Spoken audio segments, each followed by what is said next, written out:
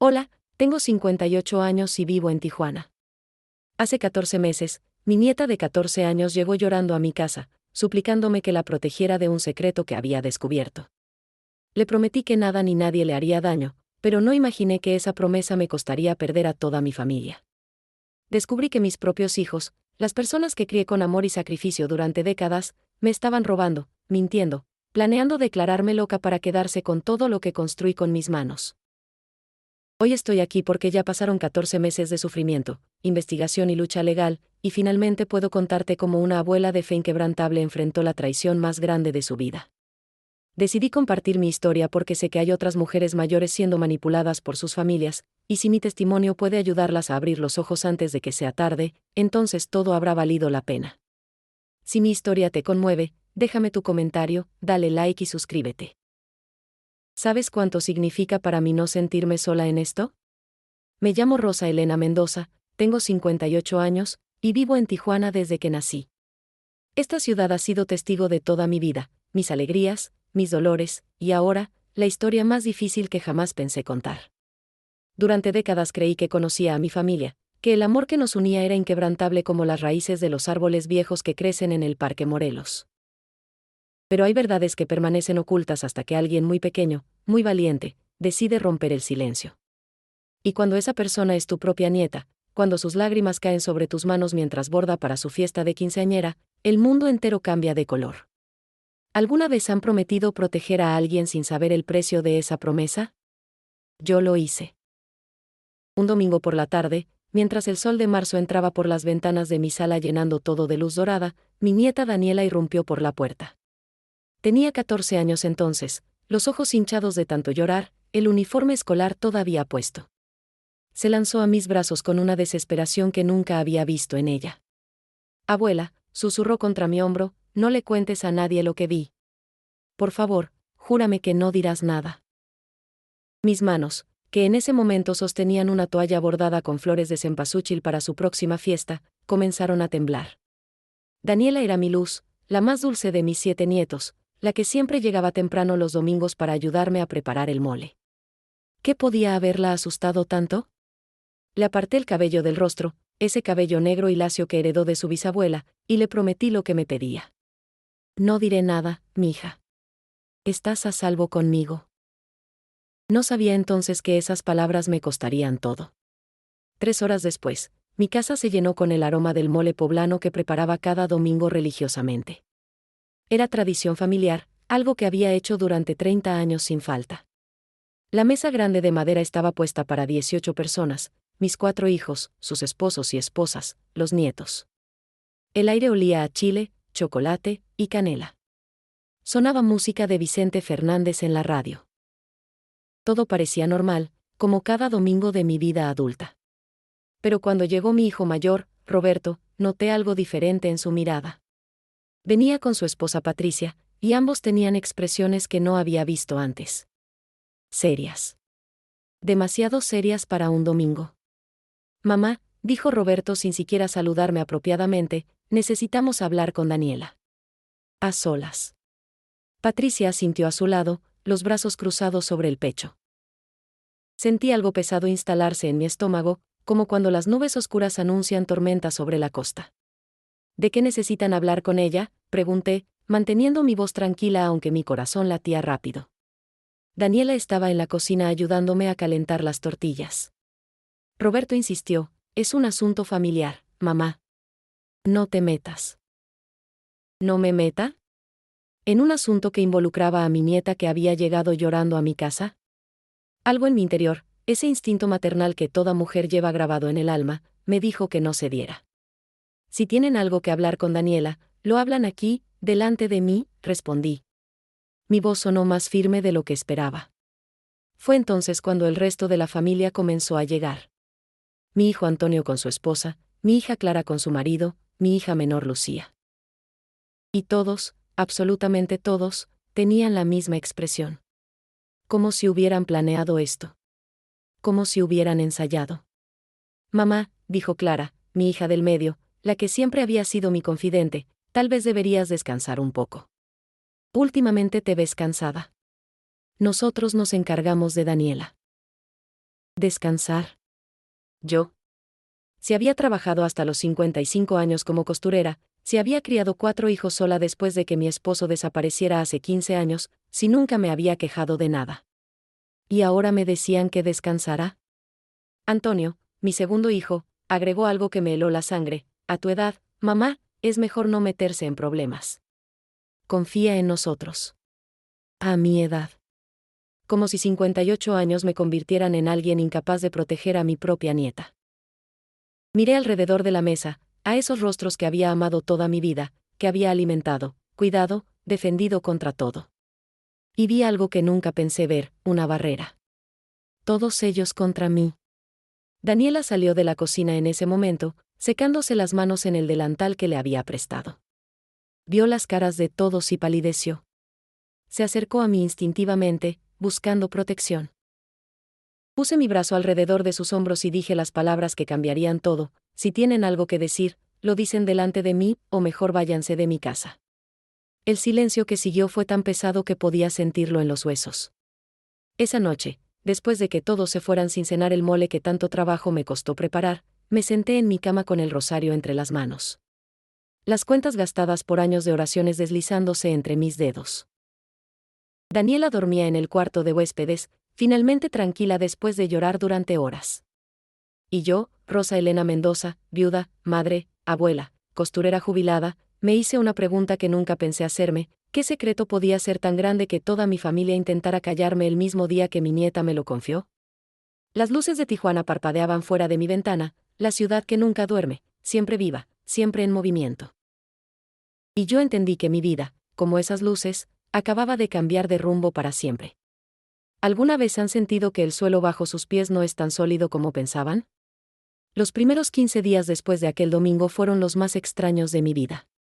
Tijuana seguía siendo Tijuana: el ruido del tráfico en la avenida Revolución, el olor a tacos al pastor de la esquina, las conversaciones en spanglish de los jóvenes pasando frente a mi casa. Pero yo me sentía como si estuviera caminando sobre agua, insegura de cada paso. Daniela se quedó conmigo esos días. Su madre Clara llamaba cada noche exigiendo que la enviara de regreso, pero algo en mi corazón me decía que no lo hiciera. Está estudiando para sus exámenes, les decía. Aquí está más tranquila. Era verdad y mentira al mismo tiempo. Estudiaba sí, pero tranquila no estaba. Cada vez que sonaba el teléfono, se sobresaltaba. Cada vez que escuchaba voces afuera, corría a mirar por la ventana. Durante esos días intenté que me contara más. Preparábamos tortillas juntas en las mañanas, el calor del comal llenando la cocina. Mija, le decía mientras mis manos experimentadas daban forma perfecta a la masa, necesito saber qué viste. Pero ella solo movía la cabeza, las lágrimas amenazando con caer de nuevo. Si te lo digo todo, abuela, van a hacerte daño. No quiero que sufras por mi culpa. ¿Cómo explicarle que el no saber me estaba matando lentamente? Cada noche, después de que ella se dormía, yo me quedaba despierta mirando el techo. Las grietas que necesitaban reparación se veían como caminos en un mapa, llevándome a ninguna parte. Mi mente creaba 1000 escenarios diferentes. ¿Qué podía ser tan terrible que toda mi familia se uniera para ocultarlo? El primer indicio llegó el 5.º día. Fui a misa como todos los miércoles en la iglesia de Nuestra Señora de Guadalupe. Es un templo hermoso con vitrales de colores que hacen que la luz del sol parezca bendición directa del cielo. Me arrodillé en mi banca de siempre, la tercera desde el altar, y comencé a rezar. Pero cuando levanté la mirada, vi a mi cuñada Teresa, esposa de mi difunto hermano, mirándome desde el otro lado de la iglesia. Cuando nuestros ojos se encontraron, ella desvió la vista rápidamente, tomó su bolso y salió. Teresa, que había sido como mi hermana durante 30 años, huyó de mí como si yo tuviera una enfermedad contagiosa. Después de misa, mi comadre Esperanza me tomó del brazo. Esperanza y yo habíamos sido amigas desde la primaria, habíamos compartido alegrías y penas durante más de 40 años. Rosa, me dijo en voz baja mientras caminábamos por el atrio de la iglesia, hay rumores.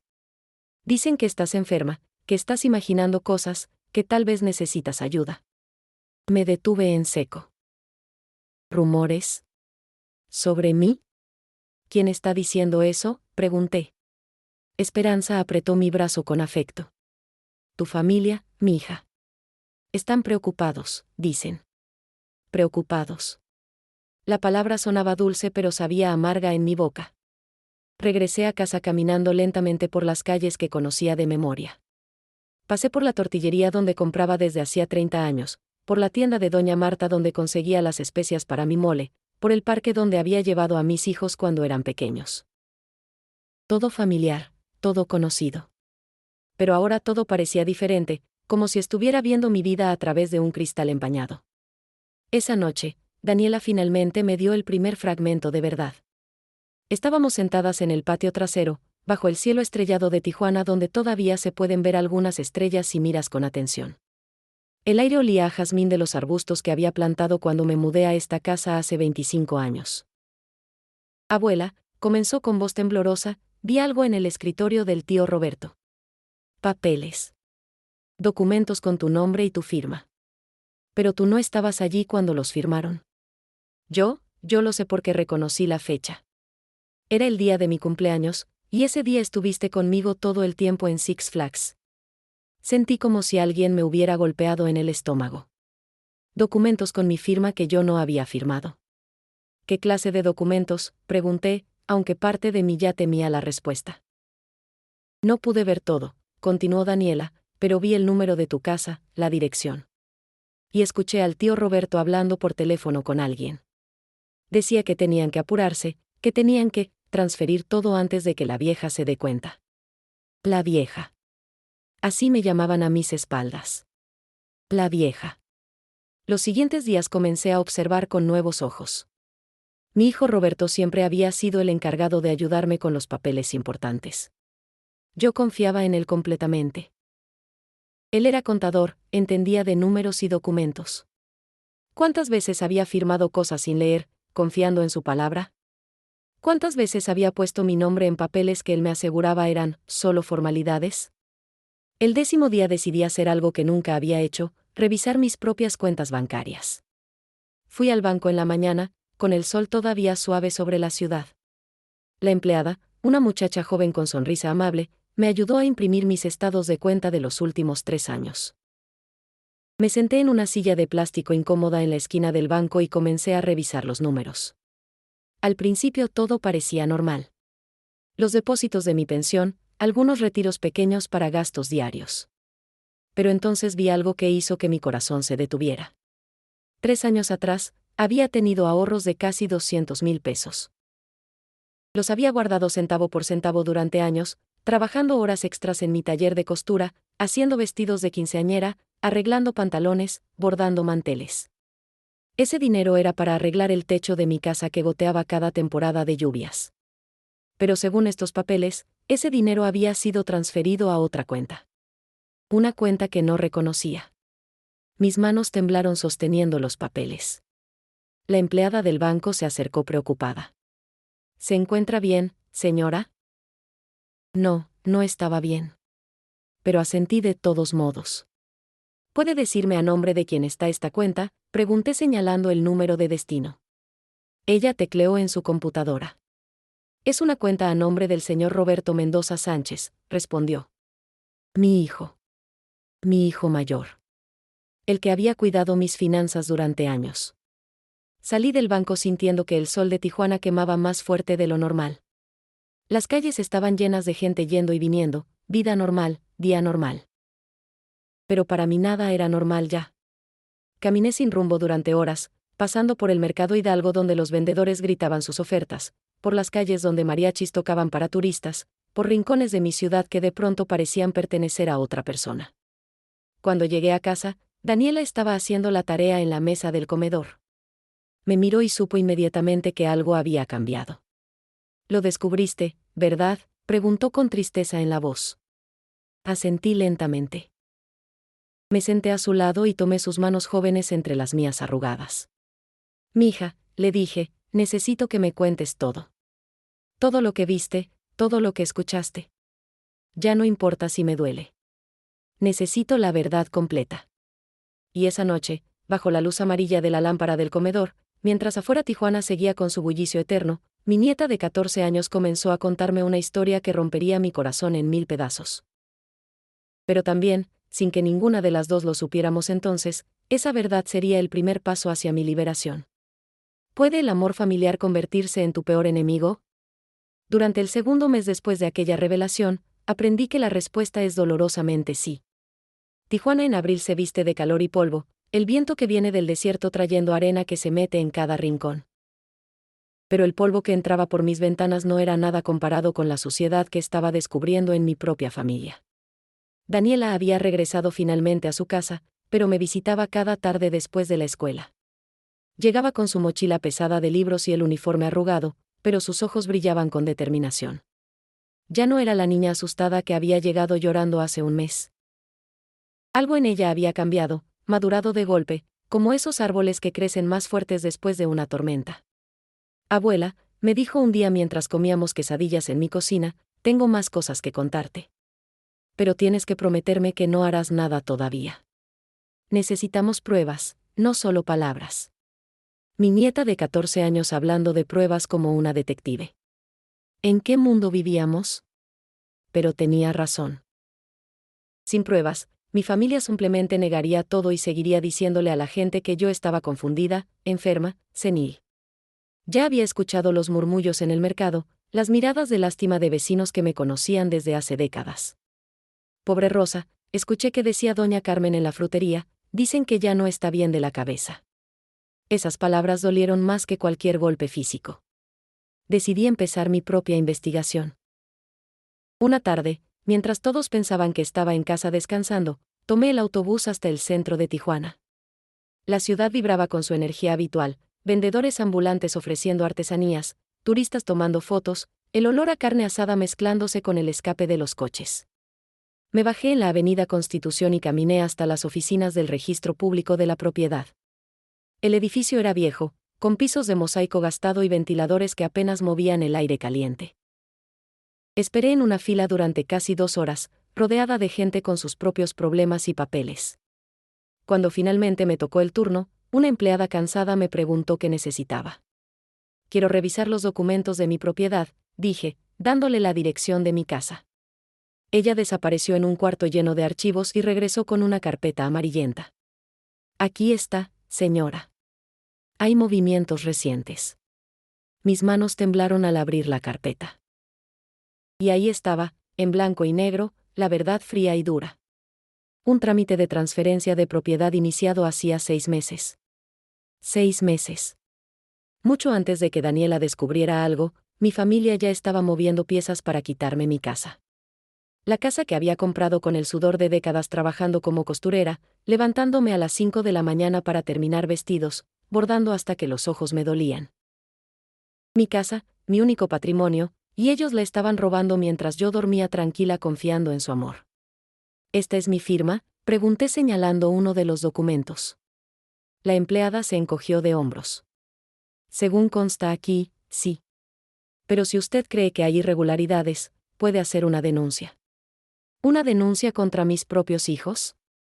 La sola idea me revolvió el estómago. Pero guardé copias de todo en mi bolsa y salí de ahí con paso firme, aunque por dentro me sentía desmoronándome. Esa noche no pude dormir. Me levanté y fui a la cocina a prepararme un té de manzanilla, ese que mi madre solía hacer cuando yo era niña y tenía pesadillas. La casa estaba en silencio, solo el tic-tac del viejo reloj de pared que había sido de mi abuela. Pensé en todas las memorias que guardaban estas paredes, los primeros pasos de mis hijos, las fiestas de cumpleaños, las navidades con tamales y ponche, los domingos con mole y familia reunida. ¿Cómo habían llegado a esto? ¿En qué momento el amor se había transformado en codicia? Al día siguiente recibí una visita inesperada. Mi comadre Lupita, la que había sido testigo en mi boda hace 35 años, llegó a media mañana con una bolsa de pan dulce y cara de preocupación. Nos sentamos en mi patio, bajo la sombra del árbol de aguacate que planté cuando nació Roberto. Rosa, comenzó Lupita mientras servía café en 2 tazas despuntilladas, necesito contarte algo y no sé cómo decirlo sin que duela. Mi corazón se preparó para otro golpe. Dímelo, comadre. Ya estoy acostumbrándome al dolor. Lupita tomó aire profundamente. La semana pasada vi a tu yerno Javier. El esposo de tu hija Lucía. Estaba en San Diego, en un restaurante caro en Gaslamp Quarter. Yo había ido con mi hermana que vive allá. Esperé que continuara, aunque ya sabía que lo que venía no sería bueno. Estaba con una mujer, Rosa. Una mujer que definitivamente no era Lucía. Y la manera como la miraba, como la tocaba, no eran solo amigos. Lo siento, comadre. Cerré los ojos. Javier, el yerno que siempre me había parecido tan educado, tan trabajador. El padre de 2 de mis nietos. Engañando a mi hija. Y de pronto todo comenzó a conectarse en mi mente. Javier trabajaba en negocios de importación y exportación entre Tijuana y San Diego. Manejaba mucho dinero. ¿Estaría él también involucrado en lo que Roberto estaba haciendo con mi propiedad? ¿Era todo parte de un plan más grande? Hay más, continuó Lupita, su voz apenas un susurro. Pregunté discretamente, sin que él me viera. La mujer con la que estaba es socia de Roberto. Trabajan juntos en algo relacionado con bienes raíces. Sentí como si el suelo se abriera bajo mis pies. No era solo Roberto. Era una red completa, una conspiración que involucraba a más personas de las que había imaginado. Durante los siguientes días, cada nueva información era como una puñalada. Mi comadre Esperanza me contó que Patricia, la esposa de Roberto, había estado presumiendo en su trabajo sobre una inversión grande que estaban por cerrar. Mi vecina doña Socorro mencionó casualmente que había visto a mi hijo Antonio midiendo mi casa desde afuera, tomando fotos con su teléfono. Cada pieza del rompecabezas encajaba en un dibujo horrible. Mi familia me estaba robando de manera sistemática, organizada, sin remordimiento. Una tarde, mientras preparaba tamales con Daniela como me había enseñado mi madre, tuve una revelación. Mis manos trabajaban automáticamente, extendiendo la masa sobre las hojas de maíz, agregando el relleno de pollo con salsa verde, doblando las hojas con la técnica perfecta que solo se aprende con años de práctica. Daniela me observaba, sus manos jóvenes intentando imitar mis movimientos. Abuela, dijo de pronto, ¿te acuerdas cuando el abuelo desapareció? Yo era bebé, pero mi mamá una vez mencionó algo extraño. Me detuve con las manos llenas de masa. Mi esposo Arturo había desaparecido hace 15 años. Un día simplemente se fue, dejando solo una nota corta diciendo que necesitaba tiempo lejos, que no lo buscáramos. Yo había pasado años llorándolo, preguntándome qué había hecho mal, porque me había abandonado. ¿Qué mencionó tu madre?, pregunté con voz tensa. Dijo que el tío Roberto había hablado con el abuelo antes de que se fuera. Que le había mostrado algo que lo hizo enojar mucho. Pero cuando pregunté qué era, mamá cambió de tema rápido. Daniela me miró con esos ojos oscuros llenos de inteligencia. ¿Y si el abuelo no se fue porque quisiera? ¿Y si alguien lo convenció de irse? La idea era tan perturbadora que casi dejé caer el tamal que estaba preparando. Pero tenía sentido horrible. Roberto tenía 25 años cuando su padre desapareció, ya era adulto, ya trabajaba. ¿Habría sido capaz de alejar a su propio padre? ¿Y si todo esto venía de más atrás de lo que pensaba? Esa noche, después de que Daniela se fue, saqué una caja vieja del closet. Era de lata, con dibujos de flores descoloridas, y contenía cartas y documentos viejos que guardaba por nostalgia. Comencé a revisar cada papel, cada fotografía, buscando pistas que antes no había notado. Y ahí, en el fondo de la caja, encontré algo que me hizo llorar, una carta de Arturo dirigida a mí, fechada un mes antes de su desaparición. La carta hablaba de problemas en la familia, de preocupaciones sobre Roberto, de sospechas de que alguien estaba manipulando documentos. ¿Cómo no había visto esta carta antes? ¿La había olvidado en mi dolor? Las lágrimas caían sobre el papel amarillento mientras leía las palabras de mi esposo. Él había sospechado algo hace 15 años. Había intentado advertirme. Y yo, ciega de amor maternal, probablemente no le había creído. Y ahora, 15 años después, su hijo estaba terminando lo que quizás había comenzado entonces. Guardé la carta contra mi pecho y miré por la ventana hacia las luces de Tijuana.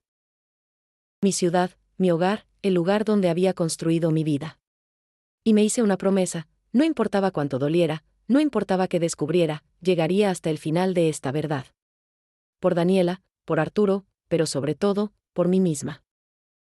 ¿Pueden los muertos hablar a través de los objetos que dejaron?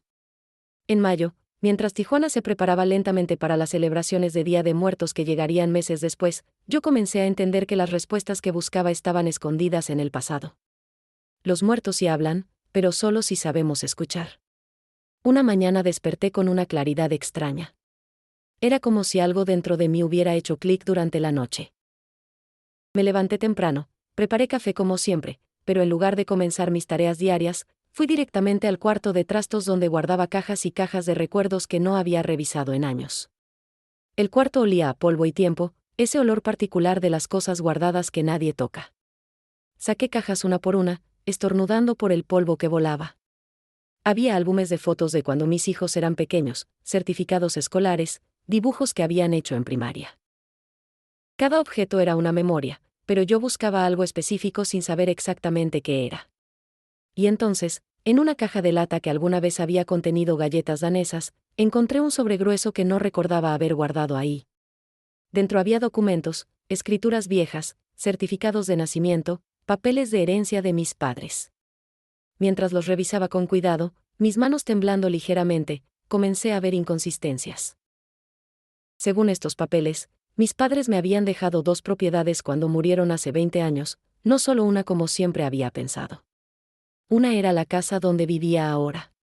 Pero la otra, un pequeño terreno en playas de Tijuana cerca del mar, supuestamente había sido vendida para pagar gastos funerarios. Pero aquí, en estos documentos viejos, había algo extraño. La venta de ese terreno había sido procesada por Roberto, quien en ese entonces apenas tenía 23 años y acababa de graduarse como contador. Yo estaba sumida en el dolor de perder a mis padres, apenas podía funcionar. Confié en que mi hijo mayor se encargara de todo. ¿Me había mentido incluso entonces? ¿Había vendido esa propiedad y guardado el dinero? ¿O la había transferido a su nombre y yo nunca lo supe? Sentía la cabeza dándome vueltas. Me senté en el piso del cuarto de trastos, rodeada de cajas y recuerdos, y lloré. No lágrimas dramáticas, sino lágrimas silenciosas de dolor y traición que corrían por mis mejillas cayendo sobre los papeles viejos. ¿Cuánto tiempo había estado ciega? ¿Cuántos años me habían estado robando mientras yo sonreía y preparaba comidas dominicales? Escuché que tocaban a la puerta. Era Daniela, que había faltado a clases para venir a verme. Abuela, dijo preocupada al encontrarme en el suelo, ¿estás bien? La ayudé a sentarse junto a mí y le mostré lo que había encontrado. Ella leyó los documentos con atención, su dedo siguiendo las líneas como había visto hacer a su maestro de español. Esto es fraude, dijo finalmente con voz seria. Esto es un delito real, abuela. Le conté entonces sobre la carta de Arturo, sobre las sospechas que él había tenido. Le conté todo lo que había estado descubriendo pieza por pieza. Daniela me escuchó en silencio, y cuando terminé, tomó mi mano entre las suyas. Abuela, necesitas ayuda profesional. Un abogado. No puedes enfrentar esto sola. Tenía razón, pero la idea me aterraba. Ir con un abogado significaba hacer esto oficial, significaba reconocer que mi familia me había traicionado de la manera más vil. Esa tarde, usando el poco dinero que tenía escondido en una lata de café en la cocina, dinero que había guardado centavo por centavo sin que nadie supiera, llamé a un abogado. Su nombre era Javier Contreras, me lo recomendó mi comadre Lupita. Era hijo de mexicanos pero había nacido en San Diego, hablaba perfectamente español e inglés, y tenía reputación de ser honesto y trabajador. Nos reunimos en una cafetería pequeña en el centro de Tijuana, lejos de mi colonia donde todos me conocían. El licenciado Contreras era un hombre de unos 40 años, con lentes y expresión seria pero amable. Le conté mi historia completa, sin omitir detalles, aunque admitir en voz alta que mis propios hijos me estaban robando me hacía sentir vergüenza. Él escuchó sin interrumpir, tomando notas ocasionalmente. Cuando terminé, suspiró profundo. Señora Rosa, dijo con voz gentil, lo que me describe es un caso complejo de fraude familiar. Va a ser difícil, doloroso, y llevará tiempo. Pero si quiere pelear por sus derechos, yo la ayudaré. Sentí alivio y terror al mismo tiempo. Alivio de no estar sola en esto, terror por lo que vendría después. ¿Cuánto tiempo llevará?, pregunté. Él fue honesto, meses, quizás un año o más. Y su familia no va a reaccionar bien. Ya lo sabía. Pero, ¿qué otra opción tenía? ¿Quedarme callada y dejarlos terminar de robarme todo? Durante las siguientes semanas, el licenciado Contreras comenzó su investigación. Pidió documentos bancarios, registros de propiedad, cualquier papel que yo pudiera encontrar. Fue meticuloso, profesional. Y cada documento que revisaba confirmaba mis peores sospechas. No solo Roberto estaba involucrado. Antonio también había firmado documentos. Patricia había sido testigo en varios trámites. Incluso Clara, mi hija en quien más confiaba, había participado de alguna manera. Una noche, Daniela llegó a mi casa más tarde que de costumbre. Se veía asustada. Abuela, dijo mientras entraba rápido cerrando la puerta tras ella, creo que saben que estás investigando. Hoy escuché a mi mamá y al tío Roberto hablando por teléfono. Dijeron algo sobre conseguir que un doctor te vea, algo sobre capacidad mental. Mi sangre se heló.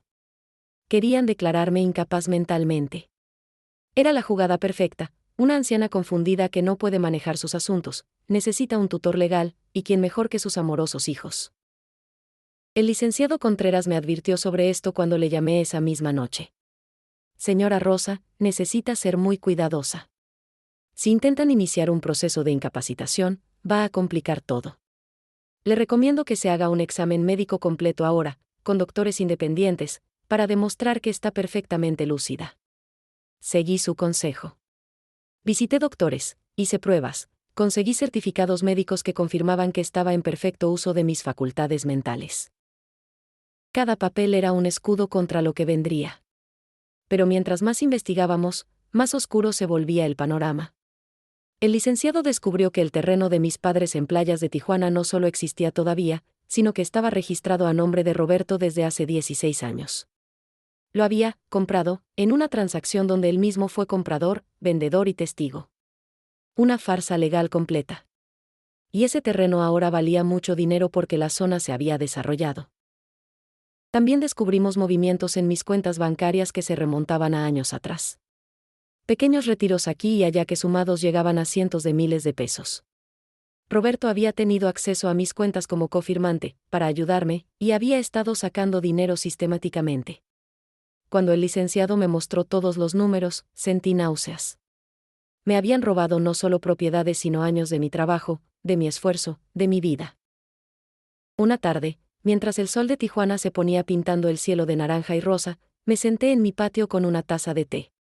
El árbol de aguacate que había plantado cuando nació Roberto se mecía con la brisa. Había cuidado ese árbol como había cuidado a mi hijo, con amor, paciencia, dedicación.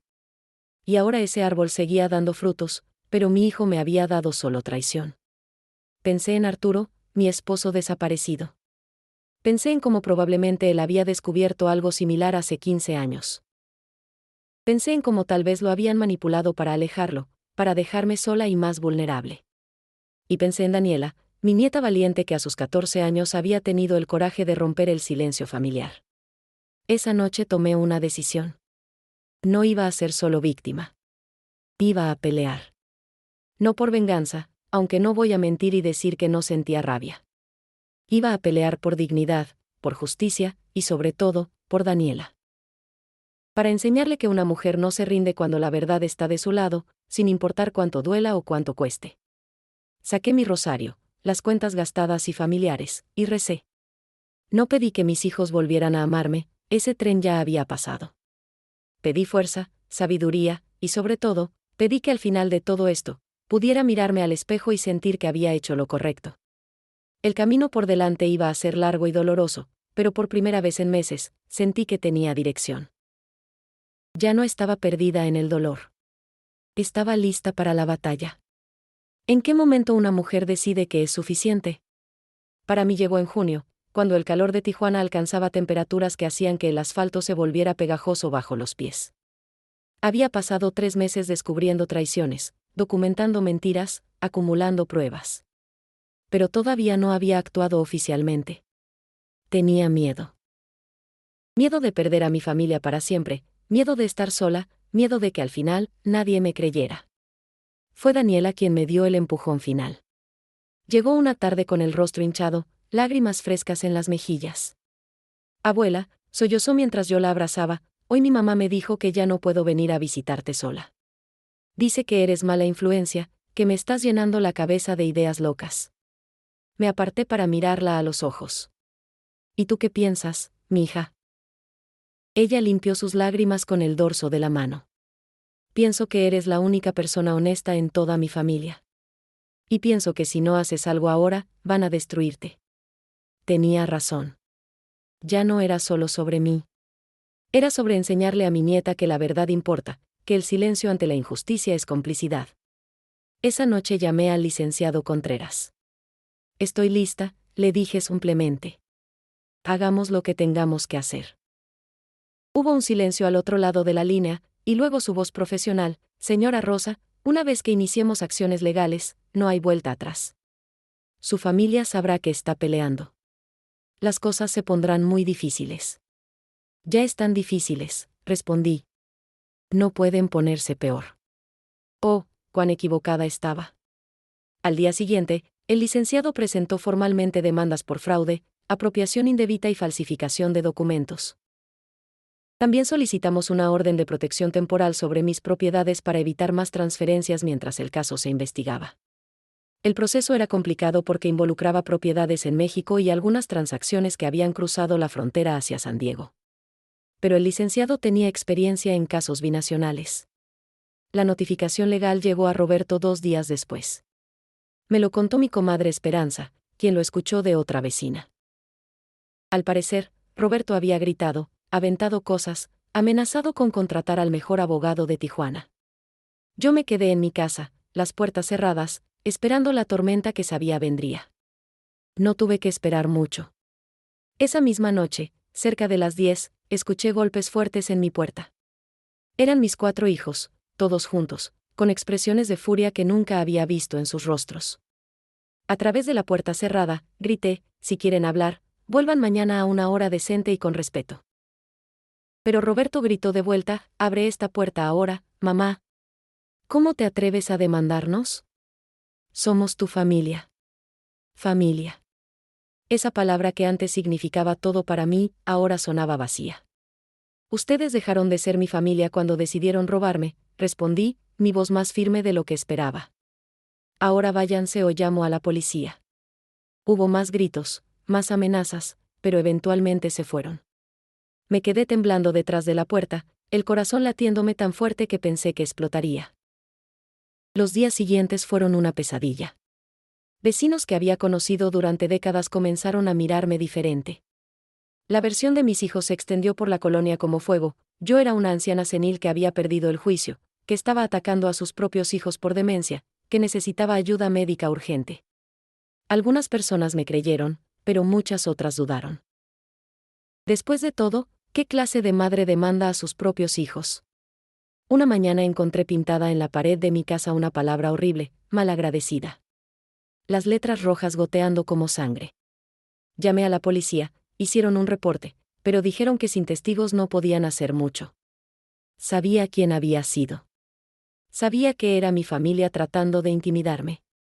Pero en lugar de asustarme, eso solo fortaleció mi resolución.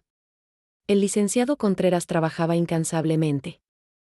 Cada semana me reunía con él en su oficina pequeña pero ordenada, donde me mostraba avances.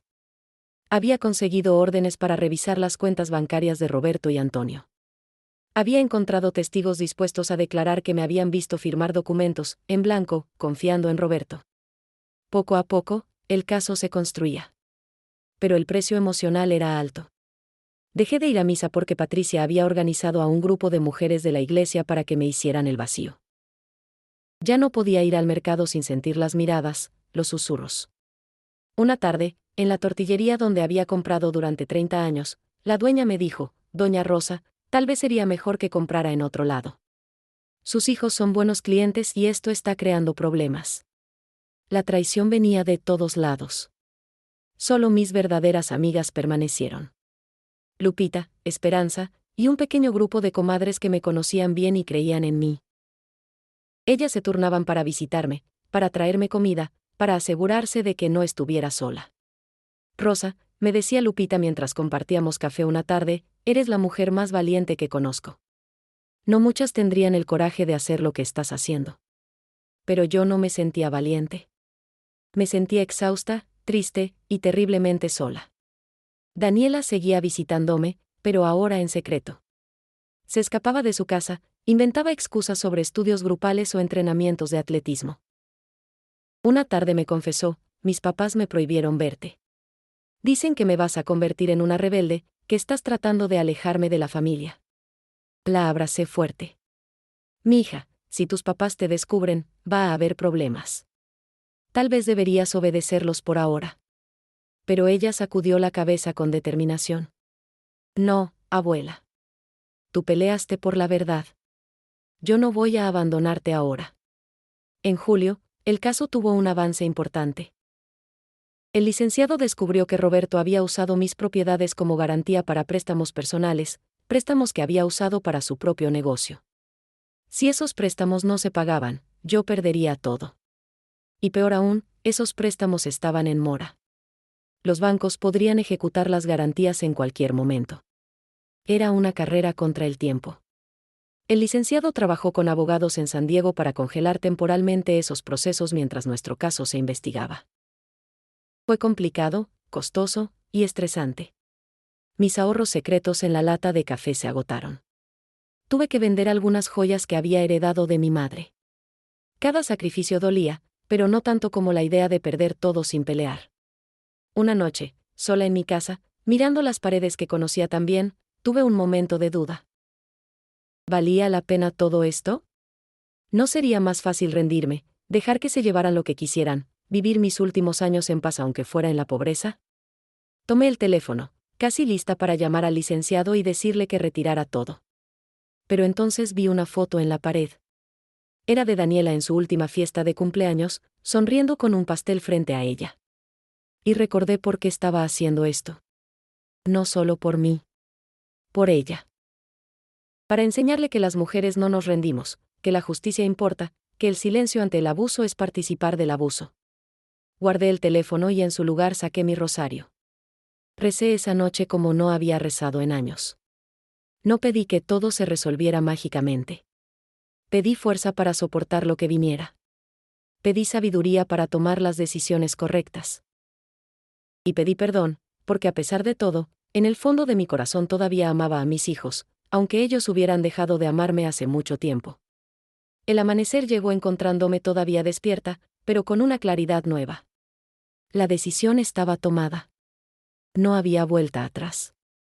Y aunque el camino adelante era oscuro e incierto, al menos era mi camino, elegido por mí, no impuesto por otros. Eso tendría que ser suficiente. ¿Puede la verdad esconderse para siempre? En agosto descubrí que no. Las mentiras son como edificios construidos sobre arena, eventualmente se derrumban, revelando lo que estaba escondido debajo. Y cuando eso pasó en mi caso, las revelaciones fueron más profundas y dolorosas de lo que había imaginado. El licenciado Contreras me llamó una mañana temprano. Su voz sonaba extraña, emocionada pero también preocupada. Señora Rosa, necesito que venga a mi oficina hoy. He encontrado algo importante. Tomé el autobús al centro con el estómago hecho un nudo, sin saber qué esperar. Cuando llegué, él tenía documentos esparcidos por todo su escritorio, su laptop abierta mostrando registros oficiales. Siéntese, me dijo gentilmente. Lo que voy a contarle va a ser difícil de escuchar. Me senté en la silla de plástico frente a su escritorio, mis manos apretando mi bolsa. El licenciado respiró profundo. Señora Rosa, ¿recuerda que me dijo que su esposo desapareció hace 15 años? Asentí, confundida sobre qué tenía que ver eso con mi caso actual. Bueno, continuó, mientras investigaba las transacciones de Roberto, encontré algo extraño. Hace 15 años, justo antes de que su esposo desapareciera, Roberto abrió una cuenta bancaria a nombre de Arturo Mendoza. Depositó dinero ahí y luego lo retiró todo en San Diego. El dinero vino de la venta del terreno de sus padres. No entendía hacia dónde iba esto. ¿Qué significa?, pregunté. El licenciado me mostró más documentos. Significa que Roberto estaba moviendo dinero usando el nombre de su padre. Y luego encontré esto. Me pasó una carpeta.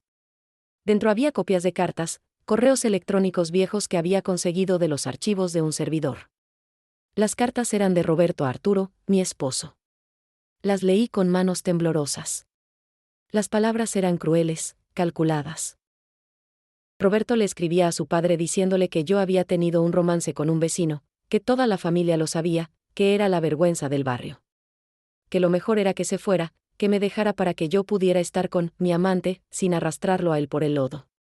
Las cartas incluían supuestas pruebas, fotos sacadas de contexto, testimonios inventados de vecinos, hasta cartas falsas que supuestamente yo había escrito a otro hombre. Las lágrimas comenzaron a caer antes de que pudiera detenerlas. Todo era mentira. Nunca hubo otro hombre. Nunca engañé a Arturo. Pero estas mentiras elaboradas, cuidadosamente construidas, habían convencido a mi esposo de que era verdad. Arturo se fue porque creyó que yo no lo amaba, susurré. Se fue destrozado por mentiras de su propio hijo. Lo siento mucho, señora Rosa, dijo el licenciado con compasión genuina. Pero hay más. Contraté a un investigador privado para buscar a su esposo. Y lo encontramos. Mi corazón se detuvo. ¿Está vivo? El licenciado asintió. Vive en Ensenada. Trabaja en una pescadería, vive modestamente. Nunca se volvió a casar. Cuando mi investigador habló con él, su esposo todavía carga la tristeza de haberla dejado. Cree que usted rehizo su vida, que es más feliz sin él.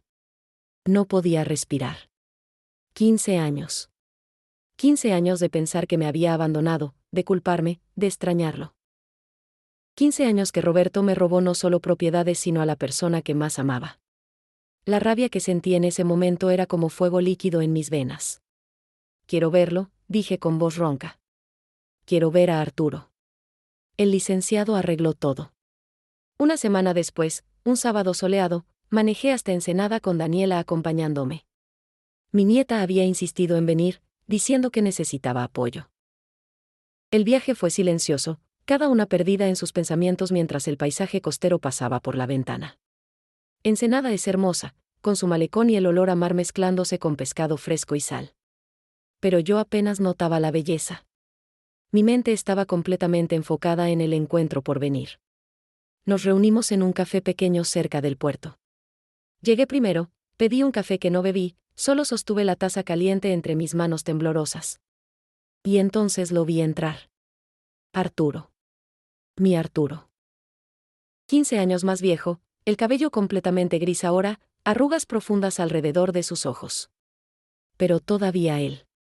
Todavía el hombre con quien me casé hace 35 años. Nuestros ojos se encontraron. Vi shock en su rostro, luego confusión, luego algo que parecía esperanza pero también miedo. Se acercó lentamente a la mesa. Rosa, dijo, su voz quebrada. No entiendo, el licenciado me dijo que necesitabas hablar, pero... No podía hablar. Las lágrimas simplemente fluían. Daniela, bendita niña, se levantó y le ofreció su silla. Siéntese, abuelo, dijo suavemente. Tienen mucho de qué hablar. Le conté todo. Cada mentira, cada manipulación, cada verdad que había descubierto. Le mostré las cartas falsas que Roberto había creado, las pruebas que el licenciado había encontrado.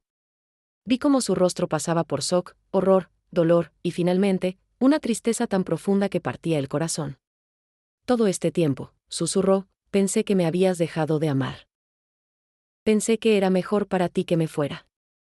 Tomé sus manos sobre la mesa, sus manos todavía fuertes de trabajador pero ahora ásperas de manejar redes y pescado.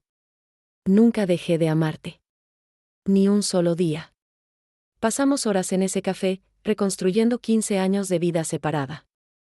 Arturo me contó cómo había llegado a Ensenada destrozado, cómo había trabajado en lo que podía, cómo cada día pensaba en mí pero se obligaba a no buscarme porque creía que era lo mejor.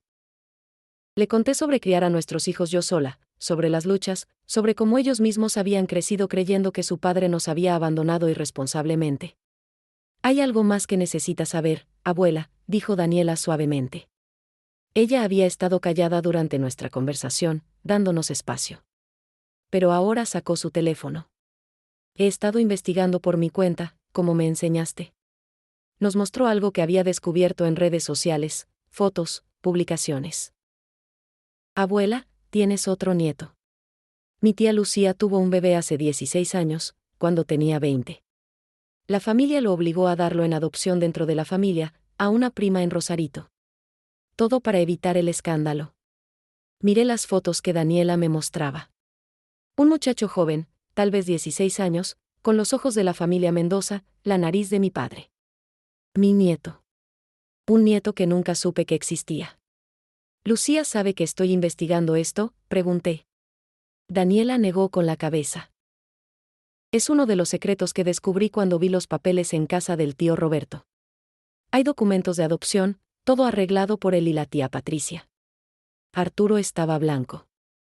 ¿Cuántos secretos más?, preguntó con voz débil. ¿Cuántas mentiras? No tenía respuesta. Pero sabía que necesitaba conocer a ese nieto. Necesitaba saber si él sabía la verdad sobre su madre, sobre mí, sobre esta familia que parecía construida completamente sobre engaños. El licenciado Contreras nos ayudó a localizarlo. Se llamaba Miguel, vivía con su madre adoptiva Carla en Rosarito, trabajaba en un taller mecánico después de la escuela. El licenciado contactó primero a Carla, explicó la situación. Ella aceptó una reunión, diciendo que Miguel siempre había sabido que era adoptado y siempre había querido conocer a su familia biológica. La reunión fue en un parque en Rosarito, con vista al océano. El Pacífico se extendía infinito frente a nosotros, las olas rompiendo contra las rocas con ese sonido eterno que había escuchado toda mi vida. Miguel llegó nervioso, con Carla a su lado. Era alto, delgado, con manos manchadas de grasa de motor. Tenía los ojos de Lucía pero la sonrisa de mi padre, una sonrisa que no había visto en ninguno de mis otros nietos.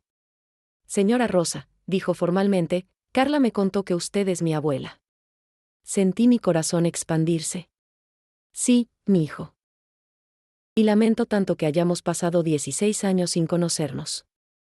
Nos sentamos en una banca del parque, y Miguel comenzó a contar su historia.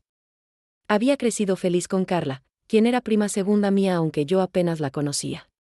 Sabía que su madre biológica era joven y no podía criarlo. Pero siempre había querido saber más. Le conté la verdad, toda la verdad. Sobre su madre Lucía, sobre la familia, sobre los secretos y las mentiras. Vi dolor en sus ojos, pero también comprensión. Siempre sentí que había algo que no me decían, admitió. Cuando era niño, a veces la familia Mendoza venía a visitarnos, pero me trataban raro. Como si yo fuera un secreto vergonzoso. Mi corazón se rompió por él, por este nieto que había crecido sintiendo que no era completamente bienvenido. Esa tarde, sentados frente al océano, comenzamos a construir algo nuevo. Miguel conoció a Daniela, su prima que nunca supo que existía. Conoció a Arturo, su abuelo que había estado perdido por 15 años. Y yo conocí a este nieto que había estado ausente de mi vida por decisiones que otros tomaron sin consultarme. Era doloroso, era complicado, pero también era real y honesto de una manera que mi familia no había sido en mucho tiempo. Cuando regresé a Tijuana esa noche, exhausta pero también extrañamente esperanzada, entendí algo importante. Había perdido mucho, tiempo con Arturo, años con Miguel, la ilusión de una familia unida. Pero también estaba ganando algo precioso, la verdad, por dolorosa que fuera.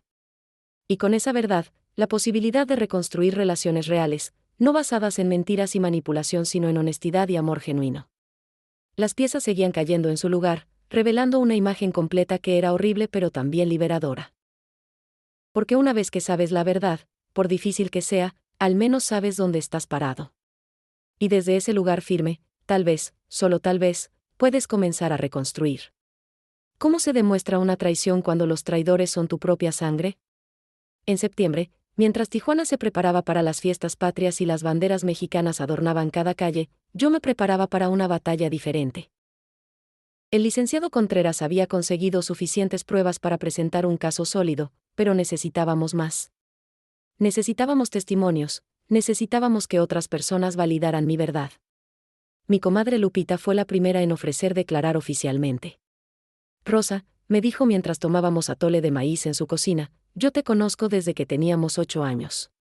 Sé quién eres. Y sé que Roberto siempre ha sido ambicioso. Eligió esa palabra cuidadosamente, pero ambas sabíamos que quería decir más. Lupita había visto cosas a través de los años, como Roberto siempre pedía dinero prestado pero nunca lo devolvía, como había presionado a su padre Arturo para que le diera dinero para inversiones que nunca prosperaban. Esperanza también aceptó testificar. Ella había estado presente en muchas reuniones familiares donde Roberto hablaba de manejar las finanzas de mamá de una manera que ahora, viéndolo en retrospectiva, sonaba siniestro. Él solía bromear sobre cómo tú confiabas en él ciegamente, me contó Esperanza con tristeza. Decía que eras muy ingenua con el dinero, que era mejor que él se encargara. En ese momento pensé que era un buen hijo ayudando a su madre.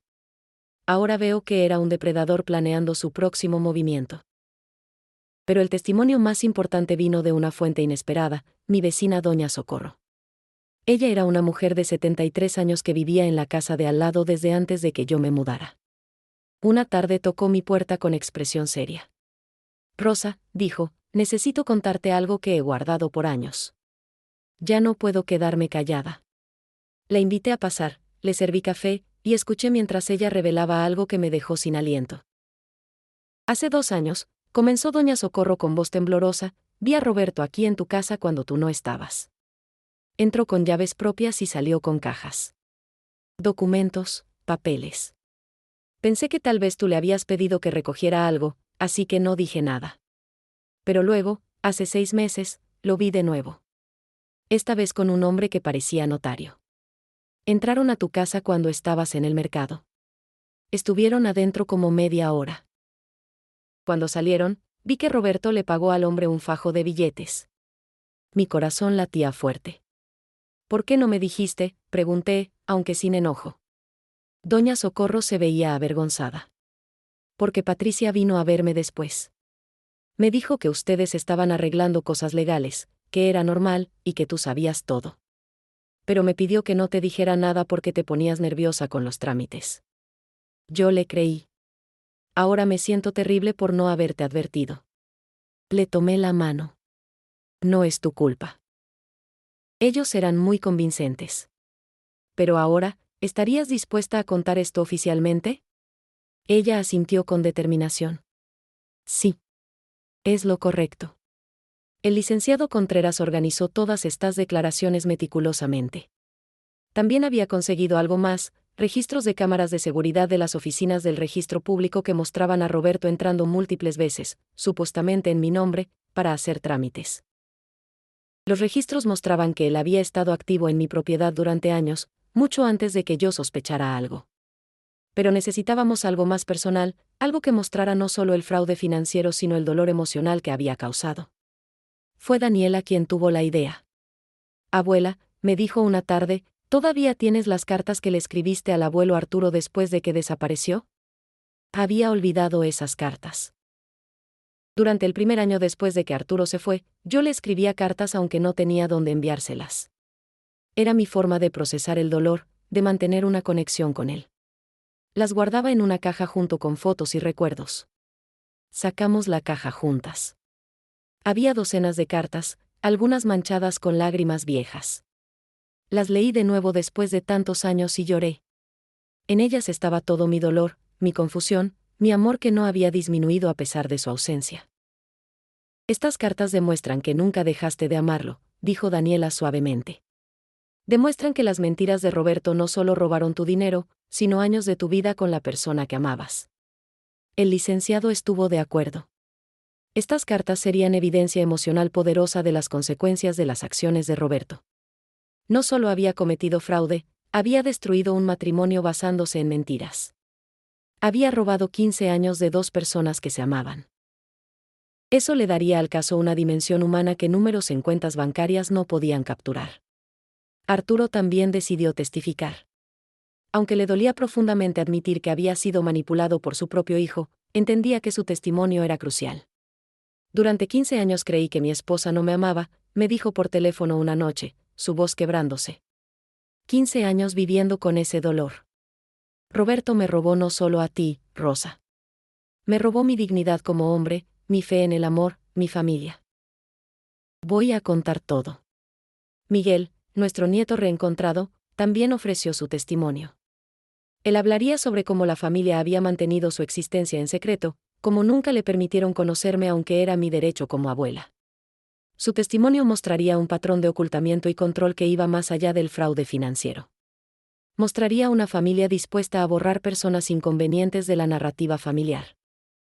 En octubre, Con todas estas pruebas y testimonios organizados, el licenciado solicitó una audiencia preliminar. El juez revisaría todo el material y decidiría si había suficiente evidencia para proceder a juicio completo. La fecha se fijó para mediados de noviembre.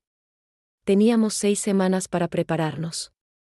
Durante esas semanas, viví en un estado de ansiedad constante. Sabía que una vez que todo esto se hiciera público en la corte, no habría vuelta atrás. Mi familia sabría exactamente qué pruebas tenía, qué testigos habían hablado. Y su reacción sería intensa. El licenciado me advirtió sobre posibles tácticas: intentarían desacreditar a los testigos, argumentarían que yo estaba confundida, tal vez incluso me atacarían personalmente en la corte. Pero yo estaba lista. Había pasado meses preparándome para este momento. Cada noche practicaba frente al espejo lo que diría si me pedían testificar. Memorizaba fechas, números, detalles. No porque necesitara recordar cosas que había vivido, sino porque quería estar absolutamente segura de que no me confundiría bajo presión. Quería que cada palabra que dijera fuera clara, precisa, irrefutable. Daniela me ayudaba a prepararme. Actuaba como si fuera el abogado de Roberto, haciéndome preguntas difíciles, desafiando mis respuestas. ¿Está segura de esa fecha, señora?, preguntaba con voz seria, imitando un abogado. ¿No es posible que usted firmara esos documentos y simplemente lo olvidó? Al principio me ponía nerviosa, pero gradualmente aprendí a mantener la calma, a responder con certeza sin ponerme defensiva. Arturo también se preparaba. Hablábamos por teléfono cada noche, repasando su versión de los eventos. Era doloroso para él revivir esos momentos cuando creyó las mentiras de Roberto, cuando decidió irse destrozando su propio corazón para hacer lo correcto. Pero él entendía que su testimonio era vital. Mostraría que Roberto no solo era capaz de fraude financiero sino de manipulación emocional cruel de su propio padre. Una semana antes de la audiencia, recibí una llamada inesperada. Era Clara, mi hija del medio. Su voz sonaba tensa, nerviosa. Mamá, necesitamos hablar. Solo tú y yo. Sin abogados, sin nadie más. Mi instinto me decía que no fuera, pero la curiosidad me ganó. Acordamos reunirnos en un café neutral, un lugar público donde me sentiría segura. Clara llegó con ojeras, como si no hubiera dormido en días. Se sentó frente a mí y por un momento solo nos miramos. Mamá, comenzó finalmente, no puedo más con esto. Con las mentiras, con el secreto, con todo. Mi corazón comenzó a latir más rápido. ¿Qué quieres decir? Clara respiró profundo. Yo sabía algunas cosas. No todo, pero sabía que Roberto estaba haciendo trámites a tus espaldas. Me dijo que era para protegerte, que cuando te hicieras muy vieja necesitarías que alguien manejara todo. Y yo le creí porque era más fácil creer que dudar. Esperé en silencio. Clara continuó, pero cuando empezaste a investigar, cuando supe todo lo que habían hecho, mamá, es mucho peor de lo que pensaba. Y me di cuenta de que yo también soy culpable. No por hacer, sino por no detener. Por cerrar los ojos. Las lágrimas comenzaban a caer por sus mejillas. No espero que me perdones. Solo quiero que sepas que te creo. Y que si necesitas que testifique sobre lo que sé, lo haré. No sabía qué decir. Parte de mí quería abrazarla, decirle que la perdonaba. Pero otra parte, la parte que había sido traicionada tan profundamente, todavía dolía demasiado. Piénsalo bien, Clara, dije finalmente. Si testificas contra Roberto y los demás, la familia te va a repudiar como me repudiaron a mí. Estarás sola. Ella asintió. Lo sé. Pero prefiero estar sola con mi conciencia limpia que acompañada cargando esta culpa. Le di el contacto del licenciado Contreras. Lo que hiciera con eso era su decisión. Las pruebas seguían acumulándose. Cada documento, cada testimonio, cada pieza de evidencia era como un ladrillo construyendo una pared de verdad que sería imposible de derribar.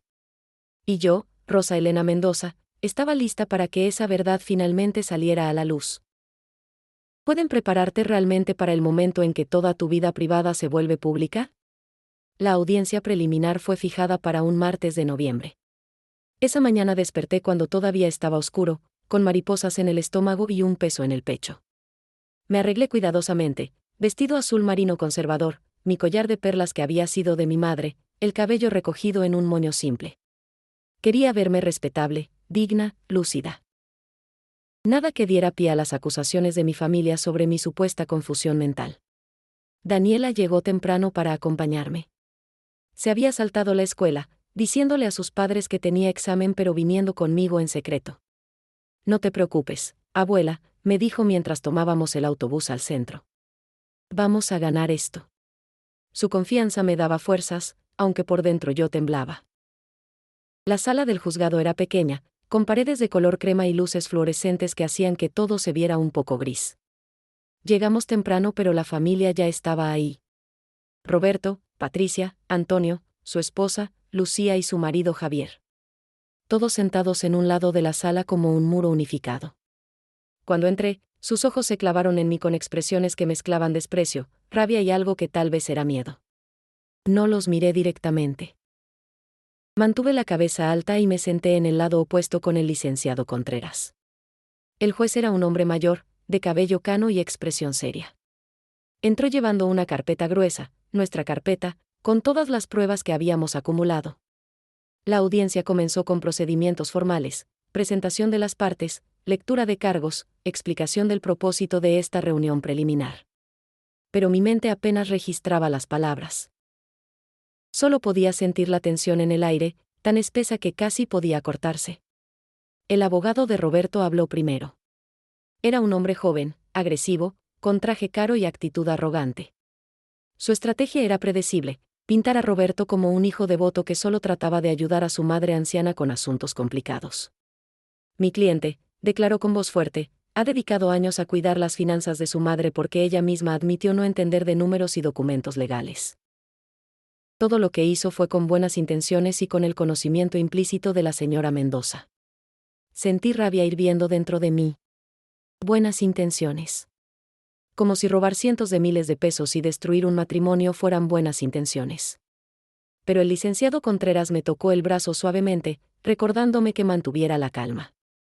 Tendríamos nuestro turno. Y llegó. El licenciado Contreras se levantó y comenzó a presentar nuestra evidencia de manera metódica, casi quirúrgica. Primero mostró los documentos bancarios que probaban transferencias no autorizadas. Luego los registros del registro público que mostraban trámites hechos supuestamente por mí cuando yo tenía evidencia de estar en otro lugar. Después vinieron los testimonios grabados, doña Socorro explicando lo que había visto, Lupita y Esperanza contando inconsistencias que habían notado a través de los años. Pero el momento más impactante llegó cuando el licenciado reprodujo una grabación de audio. Era una conversación entre Roberto y su socio, conversación que alguien había grabado sin que ellos lo supieran. En la grabación, Roberto hablaba casualmente sobre transferir todo antes de que la vieja despierte, sobre mantener a Daniela callada, sobre, si es necesario, la declaramos incapaz y asunto arreglado. Escuchar su voz, tan fría y calculadora hablando de mí como si fuera un problema a resolver y no su madre, me rompió algo profundo adentro.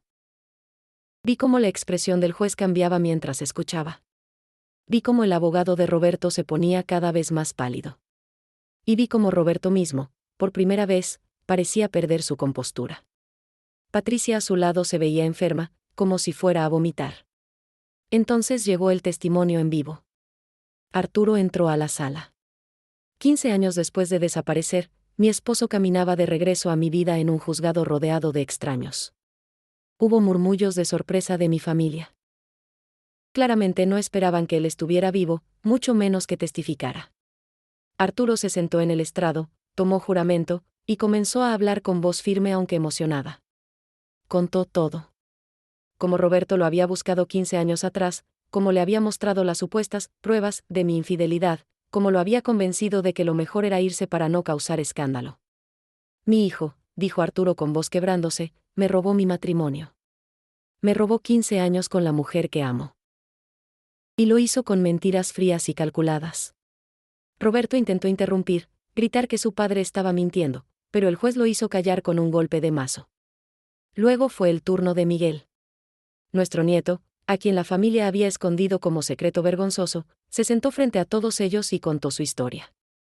Cómo había crecido sabiendo que era adoptado pero sin poder conocer a su familia biológica. Como Lucía, su madre biológica que estaba sentada en la sala, nunca había intentado contactarlo. Como la familia había decidido que él no existía oficialmente para evitar escándalo. Me borraron, dijo Miguel con dolor en la voz. Como si yo no importara, como si no fuera humano. Lucía comenzó a llorar. Pero no eran lágrimas de arrepentimiento, eran lágrimas de vergüenza de ser expuesta. Su marido Javier, cuyo romance con la socia de Roberto también había sido documentado por el licenciado, miraba al suelo sin poder levantar la vista. El momento final y más dramático llegó cuando el licenciado me llamó a testificar. Mis piernas temblaban mientras caminaba al estrado. Tomé juramento con mano temblorosa. Y entonces, mirando directamente al juez, no a mi familia, comencé a contar mi historia con mis propias palabras. No con términos legales ni documentos fríos, sino con el dolor crudo de una madre traicionada. Hablé de domingos preparando mole que nadie comió. De noches sin dormir preguntándome qué había hecho mal. De ver a mi nieta llorar de miedo. De descubrir que te ayudaré con los papeles, mamá, era una puñalada más a mi espalda. De leer cartas que escribía a un esposo que pensaba me había abandonado cuando en realidad le habían mentido para alejarlo de mí. Hablé durante casi una hora, y cuando terminé, había lágrimas en los ojos de varios presentes, incluyendo el juez. El abogado de Roberto intentó hacer preguntas para desacreditarme. ¿No es verdad que usted firmó muchos documentos sin leer, señora Mendoza? Sí, respondí con calma, porque confiaba en mi hijo. ¿Eso me hace estúpida o lo hace el criminal? ¿No es verdad que su memoria no es perfecta a su edad? Mi memoria es perfecta para recordar cada traición, cada mentira, cada vez que puse mi confianza donde no debía, respondí firmemente. Cuando finalmente la audiencia terminó, el juez se tomó apenas 10 minutos para deliberar. Regresó con expresión seria. He revisado toda la evidencia presentada, comenzó. Y encuentro que hay mérito sustancial para proceder a juicio completo. Las acusaciones de fraude, falsificación de documentos y apropiación indebita están respaldadas por evidencia convincente. Además, ordeno que todas las propiedades en disputa permanezcan congeladas hasta que se resuelva el caso. El señor Roberto Mendoza queda prohibido de realizar cualquier transacción adicional relacionada con las propiedades de su madre. Fue como si hubieran quitado un peso de 100 kilos de mis hombros. No había ganado todavía, pero el juez me había creído. La verdad había sido escuchada. Roberto se levantó gritando que esto era injusto, que yo estaba manipulada por abogados codiciosos. Patricia lloraba amargamente. Antonio miraba al suelo, derrotado. Y Clara, mi hija del medio, me miraba desde el otro lado de la sala con expresión de dolor pero también de respeto. Salimos del juzgado bajo el sol brillante de Tijuana. Daniela me abrazó fuerte. Lo hiciste, abuela. Les dijiste la verdad a todos. Arturo esperaba afuera, y cuando me vio, caminó hacia mí. Nos abrazamos ahí en los escalones del juzgado, dos personas que habían perdido 15 años pero se habían reencontrado a través del dolor. Rosa, susurró contra mi cabello, lo siento tanto. No tienes que disculparte por creerle a tu hijo, respondí. Ese fue su crimen, no el tuyo. Esa noche, agotada pero aliviada, me senté en mi patio bajo las estrellas de Tijuana. Las mismas estrellas que habían brillado durante todos estos meses de descubrimiento y dolor. Pero esta noche se veían diferentes. Más brillantes tal vez, o tal vez era yo quien podía verlas más claramente. La verdad estaba expuesta. El camino adelante seguía siendo incierto, pero al menos ya no caminaba en oscuridad. ¿Puede el perdón nacer del dolor? Después de la audiencia, las semanas siguientes fueron extrañas. La noticia de lo que había pasado en la corte se extendió por la colonia como fuego. Algunos vecinos que me habían dado la espalda comenzaron a saludarme de nuevo, con expresiones avergonzadas. Otros todavía mantenían distancia, incómodos con el drama familiar que se había hecho tan público. Pero algo había cambiado, ya no me miraban con lástima como a una anciana confundida, sino con respeto como a una mujer que había peleado por su verdad. Daniela se mudó conmigo oficialmente. Sus padres habían intentado prohibírselo, pero ella tenía 14 años y medio y el juez, cuando ella pidió hablar con él, escuchó sus razones y permitió que eligiera. No fue fácil para ella. Dejar a sus hermanos menores, dejar la casa donde creció. Pero como me dijo una noche mientras cenábamos sopa de tortilla que ella misma había preparado, abuela, No puedo vivir en una casa construida sobre mentiras. Prefiero vivir contigo en una casa pequeña pero honesta. Arturo también comenzó a visitarnos regularmente. No se mudó, todavía estaba en Ensenada, pero venía cada fin de semana. Al principio fue incómodo. 15 años crean distancia que no se borra en días. Nos sentábamos en el patio y hablábamos, intentando reconstruir una conexión que otros habían roto. A veces los silencios eran largos, pesados. Pero había algo reconfortante en solo estar juntos de nuevo, compartiendo espacios y no aún completa intimidad. Miguel también se volvió parte de nuestra vida. Conocer a este nieto fue como encontrar una luz en medio de tanta oscuridad. Él venía a visitarnos después de su trabajo en el taller mecánico, todavía con las manos manchadas de grasa, con historias de motores y carros. Daniela y él desarrollaron una relación hermosa de primos que deberían haber crecido juntos pero estaban creando conexión ahora. Verlos reír juntos, compartir música, hablar de sus vidas, llenaba mi corazón de algo que no había sentido en meses, alegría simple. En diciembre, un mes después de la audiencia, recibí una llamada inesperada. Era Clara. Mamá, dijo con voz tensa, ¿podemos hablar? En persona. Solo nosotras dos. Había pensado mucho en Clara desde su oferta de testificar. Ella era mi hija del medio, la que siempre había sido tranquila, evitando conflictos. Acordamos reunirnos en un pequeño restaurante de pozole, un lugar neutral donde ambas nos sentíamos seguras. Clara llegó con ojeras más profundas que la última vez. Se sentó frente a mí y por un momento solo nos miramos. Mamá, comenzó finalmente, he estado en terapia. El terapeuta me ha ayudado a ver cómo he sido cómplice de todo esto. No robé directamente, pero mi silencio fue participación. Las lágrimas comenzaban a rodar por sus mejillas. Lo siento tanto. No hay excusa para lo que hice, para lo que no hice. Quería estar enojada. Parte de mí todavía estaba enojada. Pero mirando a mi hija, viendo su dolor genuino, sentí algo suavizarse en mi pecho. ¿Por qué ahora, Clara? ¿Por qué decidiste hablar ahora? Ella respiró profundo. Porque mi hija me preguntó algo. Me preguntó si alguna vez le mentiría a ella como le mentimos a ti. Y no pude mirarla a los ojos y prometerle que no. Entonces entendí que necesito romper este ciclo. No quiero que mis hijos crezcan pensando que está bien traicionar a la familia. Le conté entonces sobre Daniela viviendo conmigo, sobre Miguel y su historia, sobre Arturo y nuestro lento reencuentro. Clara lloró más. He perdido tanto tiempo siendo cobarde, dijo. Y ahora probablemente he perdido a mi madre también. Tomé su mano sobre la mesa, esa mano que había sostenido cuando era bebé, cuando aprendía a caminar, cuando se graduó de preparatoria. No me has perdido, mija. Pero necesito tiempo. Y necesito ver que realmente entiendes el daño que se hizo. Ella asintió. Lo entiendo. Y voy a testificar en el juicio. Voy a contar todo lo que sé, aunque eso significa ir contra Roberto y Antonio. Su voz era firme ahora, decidida. Y por primera vez en meses, vi a mi hija como la persona que siempre quise que fuera, valiente, honesta, dispuesta a hacer lo correcto aunque costara. Las siguientes semanas trajeron más sorpresas. Una tarde, tocaron a mi puerta. Era Lucía, mi hija menor, la madre biológica de Miguel. Estaba sola, sin su marido Javier. Se veía pequeña, frágil, como si hubiera envejecido 10 años. Mamá, dijo con voz apenas audible, ¿puedo pasar? La dejé entrar, preparé café, nos sentamos en la misma sala donde todo esto había comenzado meses atrás cuando Daniela llegó llorando. Miguel vino a verme, comenzó Lucía, mirando su taza de café en lugar de mirarme a mí. Me preguntó por qué nunca intenté conocerlo, por qué dejé que la familia lo borrara de nuestra historia. Sus manos temblaban. Y no tuve respuesta.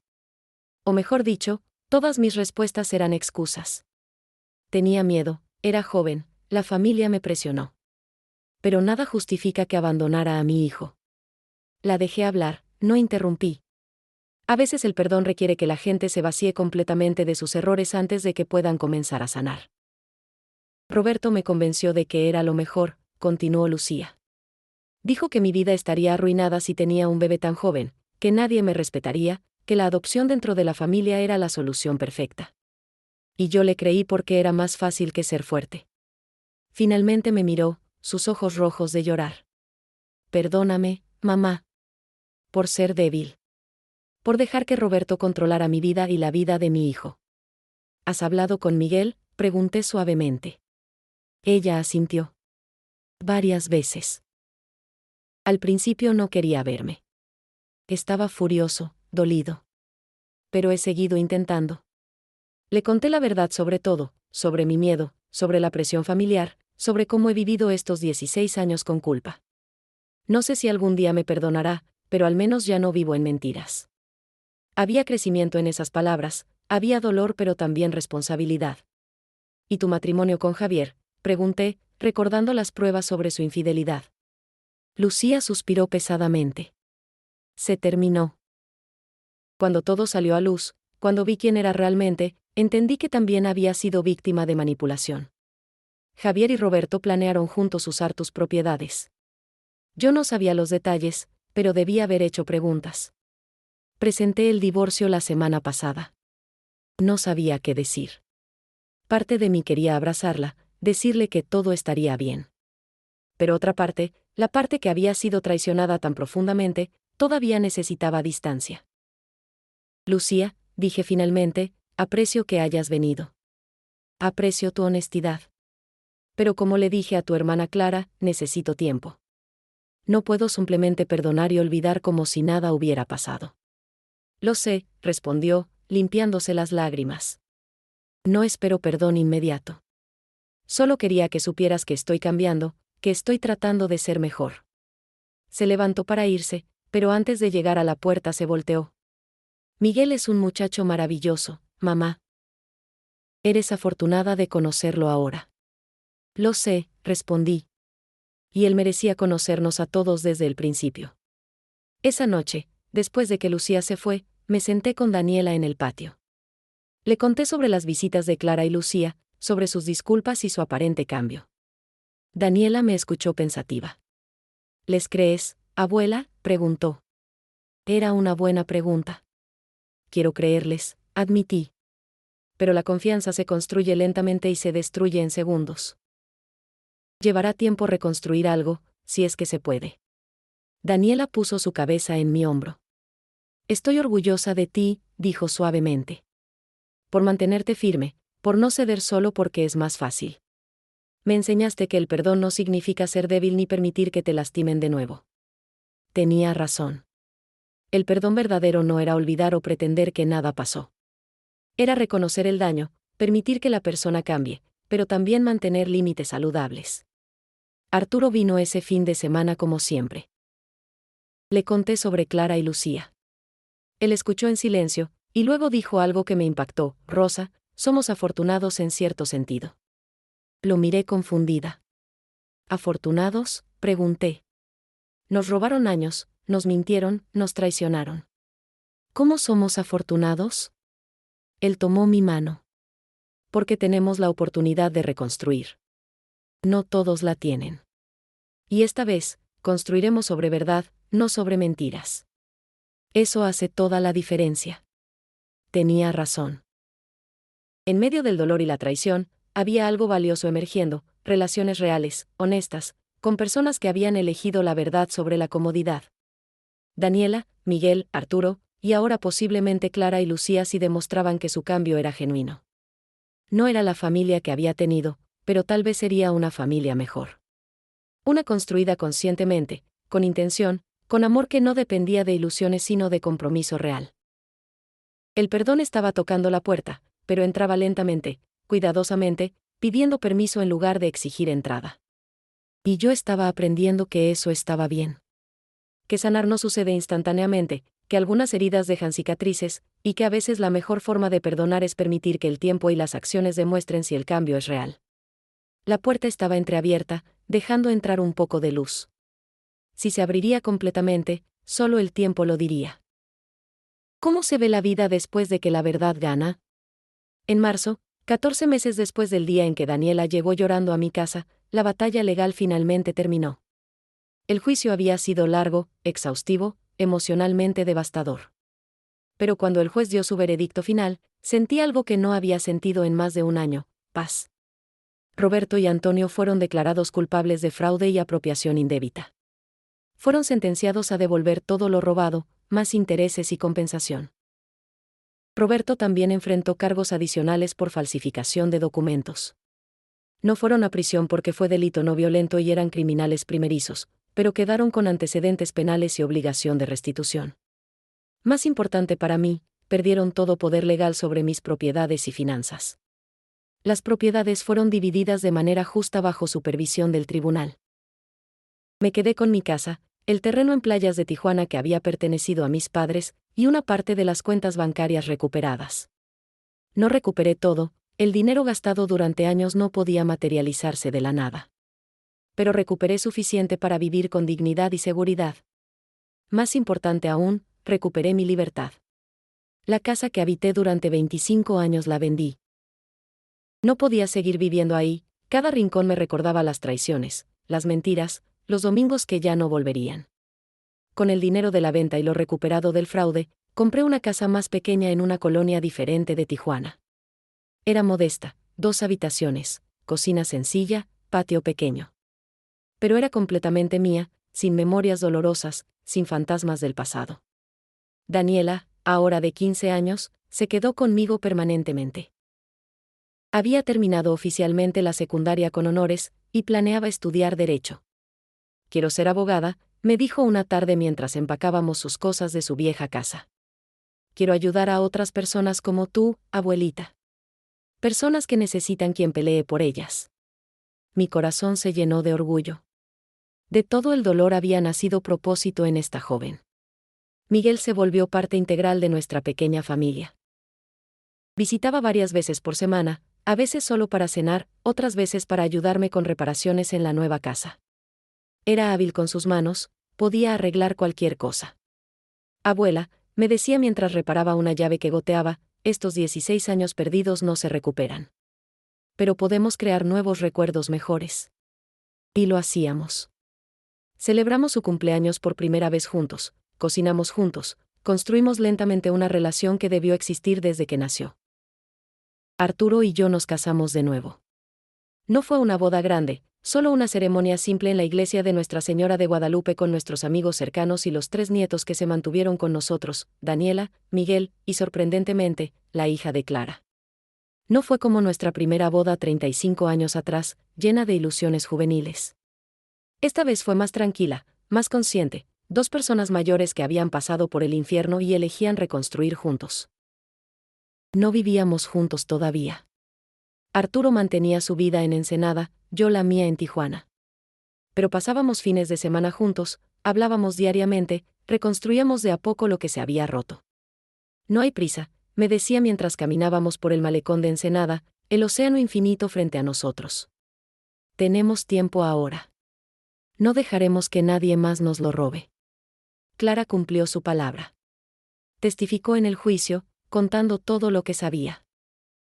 Su relación con Roberto y Antonio se destruyó completamente, pero su relación conmigo comenzó a sanar. Despacio, muy despacio, con desconfianza de mi parte y paciencia de la suya. Tomábamos café una vez al mes, hablábamos de cosas superficiales al principio, gradualmente profundizando. Sus hijos, mis nietos, comenzaron a visitarme de nuevo. Era extraño, incómodo a veces, pero era algo. Lucía también hizo esfuerzos genuinos de cambio. Su relación con Miguel progresaba lentamente. Él había aceptado verla regularmente, escuchar su historia, conocerla como persona y no solo como la mujer que lo había dado en adopción. No eran cercanos aún, tal vez nunca lo serían completamente, pero había comunicación. Había honestidad. Eso era más de lo que habían tenido en 16 años. Roberto y Antonio, junto con sus esposas Patricia y la esposa de Antonio, desaparecieron de nuestras vidas. No intentaron contactarme después del veredicto. Escuché por vecinos que se habían mudado a otra parte de la ciudad, evitando la colonia donde todos conocían su historia. Parte de mí todavía dolía por ellos, eran mis hijos después de todo. Pero había aprendido que amar a alguien no significa permitir que te destruyan. A veces amar significa soltar. Mi comunidad de comadres se fortaleció. Lupita, Esperanza, y las otras mujeres que me habían apoyado durante el proceso se volvieron mi red de seguridad. Nos reuníamos semanalmente, tomábamos café, compartíamos historias, nos reíamos de las cosas simples de la vida. Ellas habían estado cuando mi familia me abandonó. Esa lealtad significaba más de lo que las palabras podían expresar. Comencé a dar charlas en la iglesia para otras mujeres mayores sobre cómo protegerse del abuso financiero familiar. El padre Gonzalo me invitó después de escuchar mi historia. Al principio me daba vergüenza exponerme así. Pero luego vi las caras de las mujeres que escuchaban, vi reconocimiento en sus ojos, vi que mi historia les daba valor para cuestionar sus propias situaciones. Señora Rosa, me dijo una mujer de 62 años después de una charla, mi hijo ha estado haciendo exactamente lo que usted describió. Pensé que era normal, que estaba ayudando. Ahora veo que no lo es.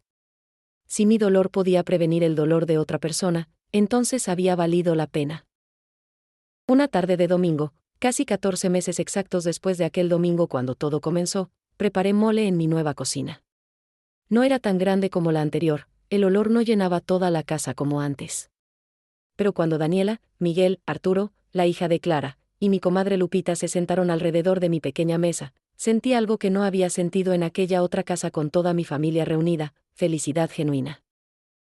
Abuela, dijo Daniela mientras servía las tortillas, ¿alguna vez te arrepientes de haber peleado? ¿De no simplemente dejar que tomaran lo que querían para mantener la paz? Era una pregunta que me había hecho muchas veces en los meses oscuros de batalla legal. Nunca, respondí con certeza. Porque esa paz habría sido falsa. Construida sobre mi silencio y su robo. Esta paz, señalé alrededor de la mesa, es real. Pequeña tal vez, pero verdadera. Miguel levantó su vaso de agua. Por la verdad, dijo. Por la abuela que nos enseñó que vale la pena pelear por ella. Todos levantamos nuestros vasos. Por la verdad, repetimos. Y en ese momento simple, compartiendo mole que yo había preparado, rodeada de personas que me amaban honestamente y no por obligación, entendí que había ganado mucho más de lo que había perdido. Había perdido hijos que nunca realmente me habían amado, solo habían amado lo que podían tomar de mí. Pero había ganado relaciones reales con Daniela, Miguel, Clara en proceso de redención, Arturo recuperado del pasado. Había ganado dignidad, autorrespeto, la certeza de que había hecho lo correcto. Había ganado paz. Esa noche, después de que todos se fueron, me senté en mi pequeño patio bajo las estrellas de Tijuana. Las mismas estrellas que habían brillado durante todos esos meses de dolor y descubrimiento. Saqué mi rosario, las cuentas gastadas tan familiares en mis dedos. Pero esta vez no recé pidiendo fuerza o sabiduría. Recé en gratitud. Gratitud por Daniela que tuvo el valor de contarme la verdad. Gratitud por el licenciado Contreras que creyó en mi caso. Gratitud por las comadres que nunca dudaron de mí. Gratitud por Arturo que regresó a mi vida. Gratitud por Miguel que perdonó años de ausencia. Gratitud incluso por el dolor, porque ese dolor me había enseñado quién era realmente, no solo una madre, no solo una abuela, sino Rosa Elena Mendoza, una mujer con dignidad que merecía respeto. Mi historia no terminó como los cuentos de hadas con toda la familia reunida y feliz. Algunos finales no incluyen reconciliación total, y eso está bien. Algunos finales son sobre encontrar paz sin necesitar validación de quienes te lastimaron. Algunos finales son sobre construir algo nuevo sobre los escombros de lo que se destruyó. Las luces de Tijuana brillaban en la distancia, la ciudad que había sido mi hogar toda mi vida. Una ciudad de contrastes, de luchas, de supervivencia. Como yo. Y mirando esas luces, pensé en las otras mujeres que tal vez estaban pasando por lo que yo pasé, sintiéndose solas, asustadas, sin saber si valía la pena pelear. Quería decirles que sí valía la pena. Que la verdad, aunque duela, es mejor que vivir en mentiras. Que la familia no se define por sangre sino por amor verdadero y respeto mutuo. Que nunca es tarde para reclamar tu dignidad, sin importar cuántos años tengas. Que el silencio no es paz, es solo miedo disfrazado. Mi vida a los 59 años no era lo que había imaginado. Era más pequeña en algunos sentidos, menos hijos, casa más chica, círculo más reducido. Pero era más grande en los sentidos que importaban, más honesta, más auténtica, más mía. Y eso, después de todo, era suficiente. Más que suficiente. Era libertad.